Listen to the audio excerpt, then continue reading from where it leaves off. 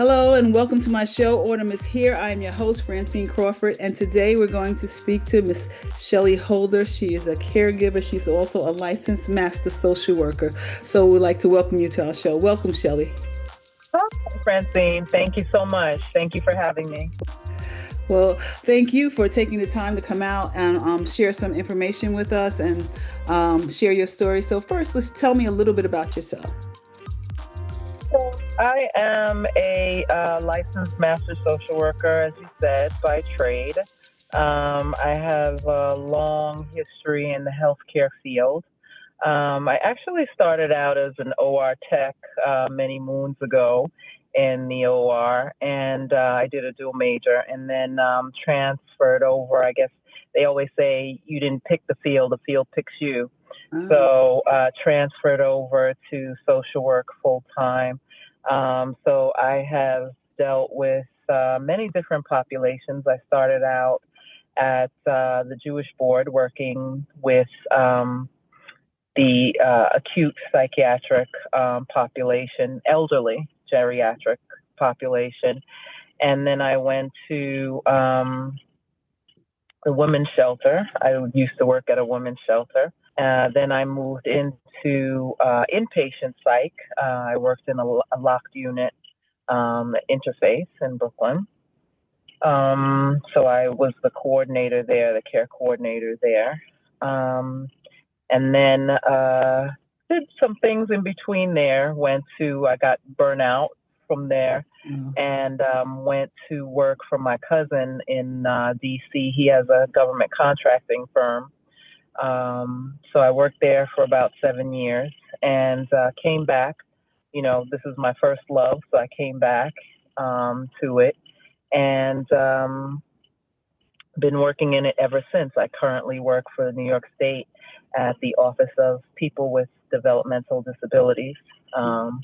So it's always been in psych or, that field. My aunt was a psychiatrist. She oh, worked at Kings County for many years. She was the administrator. So I think that I've always had an interest in the uh-huh. mind and when I found out I didn't have the dedication to be a cardiothoracic surgeon, I said, well, I guess that was the next move.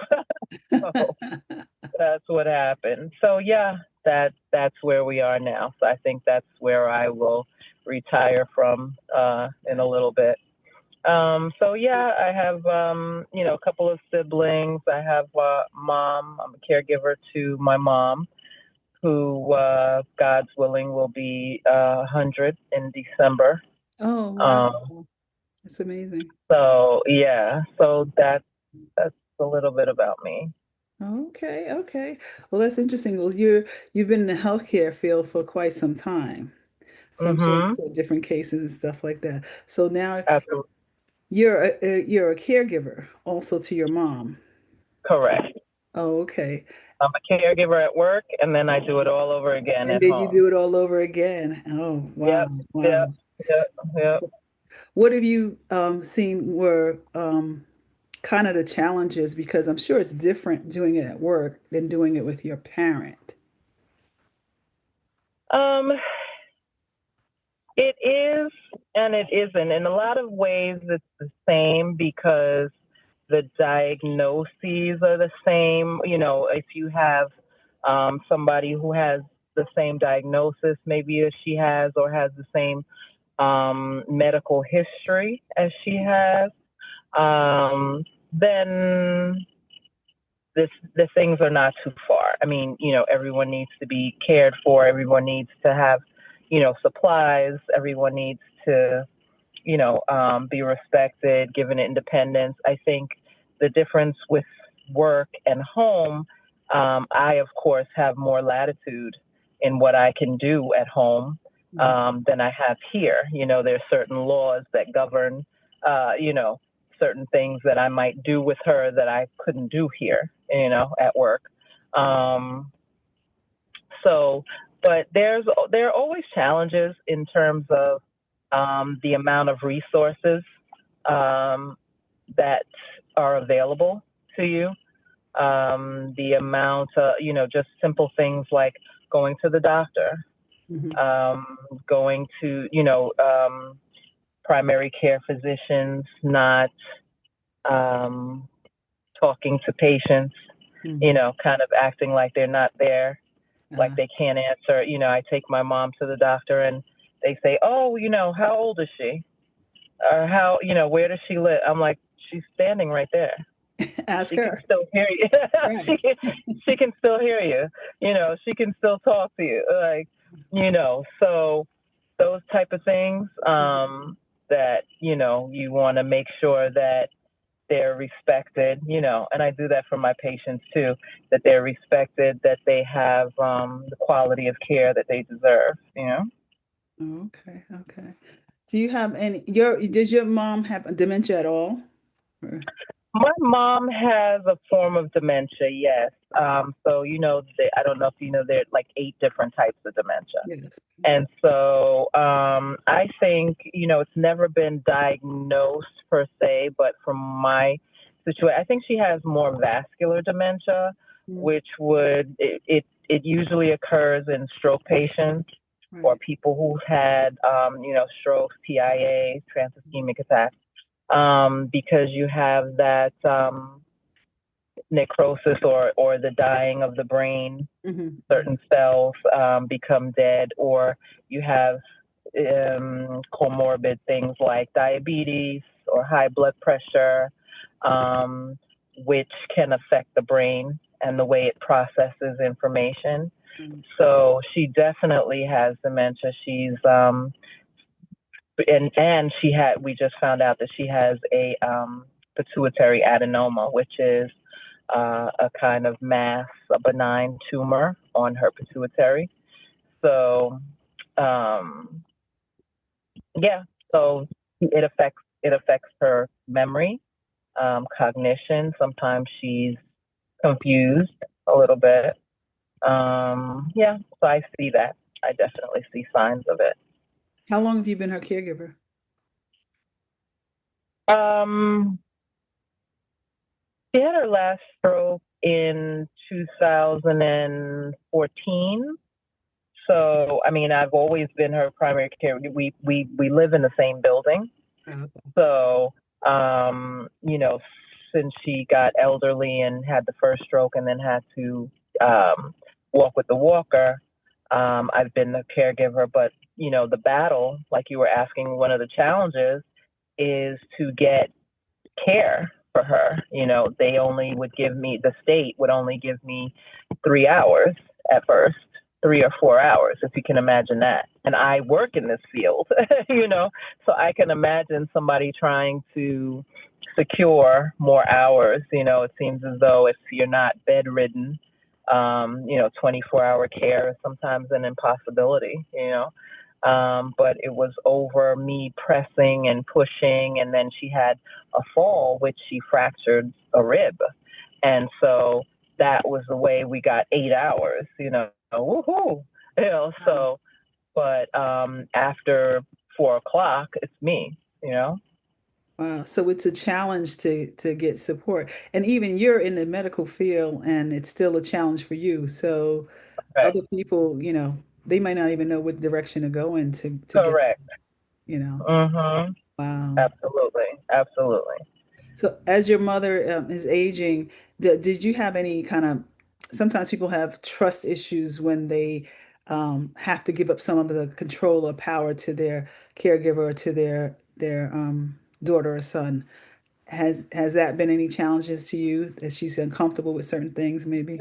No, it happened with her, but it's funny that you brought that up because I was also the caregiver for my aunt, the same one that I told you was a psychiatrist. Oh yeah. She ended up having dementia Uh-huh. and another kind. I think she more had Alzheimer's and she had hallucinations. And I thought it was so Mm, ironic that you were in the psych field, all this time. wow. And she had trust issues. She wouldn't eat from us. She would call the neighbors. She would scream for the neighbors whenever we were taking her to the hospital.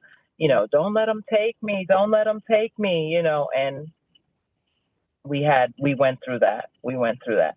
She stopped eating. She had to have her nutrition via peg tube. So it was a totally different scenario. My mother is very funny. Her funny side has seemed to come out over the years. And so it's funny to see, I tell people, I said, it's interesting that you might learn things that you haven't learned about this person or that you didn't see when they had to be your disciplinarian or, I don't know if it's a feature of us just getting older or that I'm older, and so our relationship has changed. And so for the better, just for the better. But I tell her all the time, I said, I'm going to write in your chart that you're such a good patient because she's very compliant. She was an RN for many years. Also in the medical field. She used to work at Bellevue. And very compliant. She still, if she forgets anything, it's always that medication that she remembers. If we go to the ER, she can tell you what she's on, what's the dosage, when she's supposed to take it. The doctor changed it to this and that. She might not remember. I said, I always joke with her. I said, you can't remember Halle Berry, but you can remember. So it's important for people to remember that there are always pockets of information that they'll remember or don't remember, whatever is important to them. I find that they remember. Okay.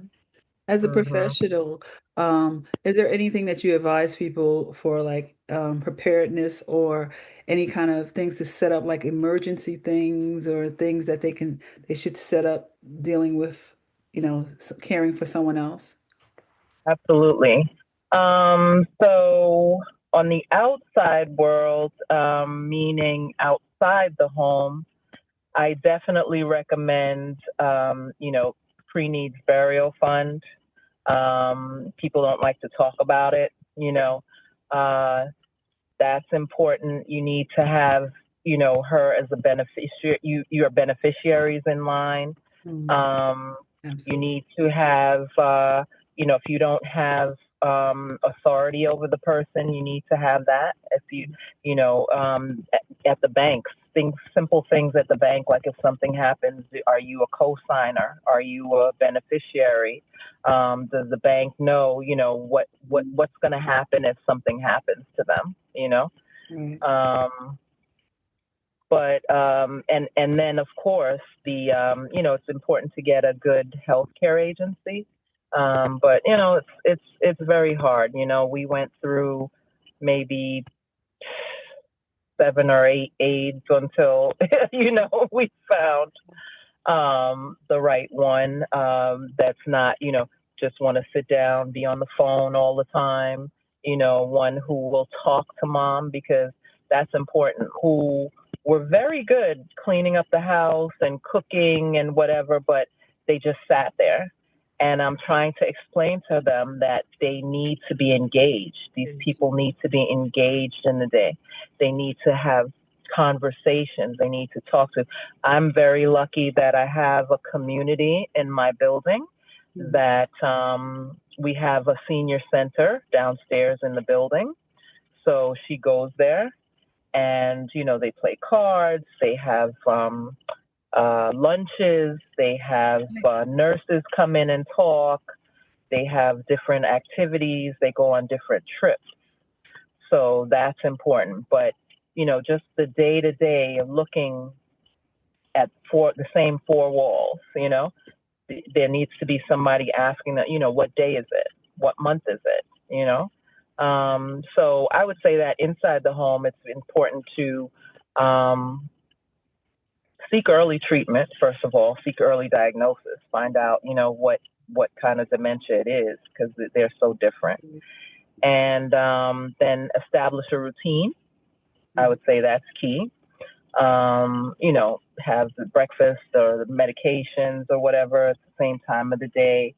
You want to definitely create a safe environment. You want to remove, all the slip, falls, carpets, you know, all kind of things that are impediments, moving out the way. My mom walks with a walker, so I Mm, have to have enough space in mm. between, the bed, the TV, the recliner, you know. I taught her how to use Alexa, when Oh, wow. if she falls or if she needs me, sometimes she doesn't remember how to use the phone. She had a period where she didn't remember how to use the phone, and Mm, she knows to call Alexa, you know. If you don't have, some people, they have that life alert, or they have Medicaid provides, I think it's a Medical phone, they fall. It's mhm. something similar that it will alert. But yeah, I wanted to challenge her a little bit. So Oh, okay. she does good with that. Yeah, yeah, yeah. That's But awesome. still allow them independence. I let her, they're very ready to, buy me this and go this, that, and the other. And no, we're going to go downstairs. We're going to go shopping. You pick out what you want, because I don't want to hear that it's not the right softness, or the banana is not ripe, or the thing, Yes, you pick yes. out what you want. And so, people see you at the store and they're like, oh, aren't you going to help her? Aren't you going to help your mom and, open the grocery bag and whatever? And I'm like, no, doing this is called fine motor skills. Uh-huh. You need to, buttoning buttons, Mm, if they can do that, unzipping zippers. My mother takes off her dress, the action of taking off your dress over your head. yeah. That's a range of motion, you know? Mhm. So they need to have those things. She can close the door herself, close the car door. Everybody at church wants to, put her in the car and put the seatbelt on and put. I said, do you realize when you have to do this and get the seatbelt over, it's range of motion, Yes, you yes. know? That's awesome. So some people really don't think about that because they think about helping and they think that No. they're Yep, helpless. And it's yep, like you're yep, not helpless yep. because you're older. Correct, Yeah. correct, Yeah. correct. What, Mhm. so I know that, it's still a lot of responsibility, a lot of time, a Oh lot of yeah, sacrifice. oh And yeah, what do oh you yeah. do to not burn out? Um, Oh, for yourself, for I yourself. learned I learned many moons ago in this field that you have to put your own mask on first. Okay. you know, I take Latin hustle in the city, Okay. Okay. and I dance, and I just started working out again, so I try to work out before I go home. I do certain things sometimes. Last week, I just went to the city and just walked around and shopped, and I went to Carnegie Hall, to see a show. Anything that doesn't have to do with caregiving, you Okay. know. Um, yeah. So, and I try to go on vacations. I try to go on vacations as much, because you definitely need that. You definitely need that to get away, to be in the water, to be, you know, there are people who, I tell my friends all the time, I'm like, stop texting me at 3 o'clock in the morning. What are you texting me at 6 o'clock in the morning? And they go, oh, you can just turn your phone on silent. No, I don't have that luxury, Right. because I have her on camera. The phone sits by my ear, and when I hear the little thing, I have to be able to hear. So going on vacation is so nice, because I can turn the phone off. Uh-huh. I can really put it down, and I can get a good night's sleep. So Good. Good. yeah, yeah, yeah, yeah. That's So a I good know how to point. do that. Yeah. Mhm. That's a good point that you made. Training other people to be able to respect your Mhm. time, your responsibilities, and things like that. I know when I was a caregiver, there were times when I used to, like, a point where I would get upset when people keep asking me, like, "No, you can do it. Can somebody else take care of? You can come to the party. Can you come?" And it's like, okay, enough Mhm. already. This is Mhm. what I do. This is my life, you know. Mhm. So you have Right. to kind of train people that you to respect your responsibilities that you have and you're a That's caregiver. right. Yeah. That's right. That's right. Yeah, not because you're up doing a 16-hour shift that you can text me at 4 o'clock in the morning. Yeah, yeah. You know. So, is there anything else that you would share with someone who is a caregiver or who may become a caregiver? Any kind of information to help them and assist them in this position? Particularly, I mean, maybe to well, maybe so. I have. It's funny. I have some girlfriends who we've been friends for I don't know, almost 60 years now, I guess. And their mothers are right behind mom, but they're in Texas, and so they're struggling with getting care. They're paying out of pocket, Mm, a lot, and I was trying to tell them I don't know if people know about a pool trust. Putting things in a pool trust. I think that they think that you're going to have to put your property and your mother's property in a pool trust. But a pool trust is a thing that helps you qualify for Medicaid. mm, And so you can get caregivers, at least for some hours, like I have, without coming out of pocket. It's really to spend down Medicaid surplus that somebody might have. okay. So you would put the excess money in the pool trust Mhm. and then you qualify for Medicaid. So there are a lot of great things that go along with that, not only the caregivers themselves, but, Mhm. free diapers, free installation of grab bars, free, Mm. you know, different things that come along with it. There are different perks that come along with that. So Medicaid is not just, for the caregiver. There's other things that come along with it. So that's maybe one thing. Okay, okay. Well, thank you. Thank you for this information and taking some time to share some of your personal caregiving and your professional knowledge with us. We really appreciate that. And I'm sure it'll be Thank you. helpful to someone. Thank you so much for having me. Anytime. All right, take care.